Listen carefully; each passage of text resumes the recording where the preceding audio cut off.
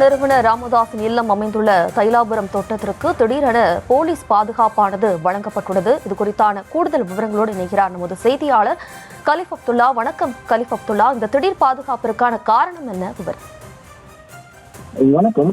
இன்று தைலாபுரம் தோட்டத்தில் பாமக நிறுவனர் டாக்டர் ராமதாஸ் செய்தியாளர்களை சந்தித்தார். அப்போது பாமக தலைவர் அன்புமணி ராமதாஸ் மீது பல்வேறு பரபரப்பு குற்றச்சாட்டுகளை முன்வைத்தார். இதனிலையில் இந்த சம்பவம் அப்பகுதியில் பெரும் பரபரப்பை ஏற்படுத்தியுள்ள நிலையில் பாமக வட்டாரத்திலும் பெரும் பரபரப்பை ஏற்படுத்தியது. இந்த நிலையில் பாமக தலைவர் அன்புமணி ராமதாஸ் நாளை சென்னையில் உள்ள அவரது அலுவலகத்தில் மற்றும் சோழிங்கநல்லூரில் உள்ள திருமண மண்டபத்தில் பாட்டாளி மக்கள் கட்சியின் மாவட்ட மாநில நிர்வாகிகளை சனி ஞாயிறு வெள்ளி போன்ற 3 நாள்களை தொடர்ந்து ஆலோசனை கூட்டம் நடத்த உள்ளார்.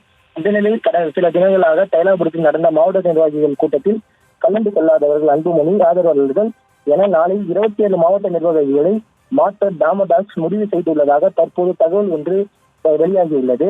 இந்த நிலையில் பாமக நிறுவனர் டாக்டர் ராமதாஸ் அடுத்த கட்ட நேரத்திலும் எந்த கட்ட நடவடிக்கை வெளியிடலாம் என தெரியப்படுகிறது. மேலும் சில முக்கிய அவருக்கு நம்பிக்கையான நிர்வாகிகளுடன் டாக்டர் ராமதாஸ் பேசி வருவதாக மேலும் ஒரு தகவல் வெளியாகியுள்ளது. இந்த நிலையில் தைலாபுரம் தோட்டத்தில் இருந்து அருகில் உள்ள கிளிநூர் காவல் நிலையத்திலிருந்து 2 உதவியாளர்கள் மற்றும் 2 சிறப்பு உதவியாளர்கள் தற்போது பாமக பாதுகாப்பு பணியில் ஈடுபட்டு வருகின்றனர். மேலும் தைலாபுரம் தோட்டத்தில் மேலும் பரபரப்பான சூழல் நிலவி வருகிறது. இதனால் அப்பகுதியில் பெரும் பரபரப்பு ஏற்பட்டுள்ளது. மேலும் முன்னெச்சரிக்கை நடவடிக்கையாக கிளிநூர் காவல் நிலையத்திலிருந்து காவல் ஆய்வாளர்களை தற்போது வரை பாமக தைலாபுரம் தோட்டத்தில் வளாகம் முன்பு பாதுகாப்பு பணியில் ஈடுபட்டு வருகின்றனர்.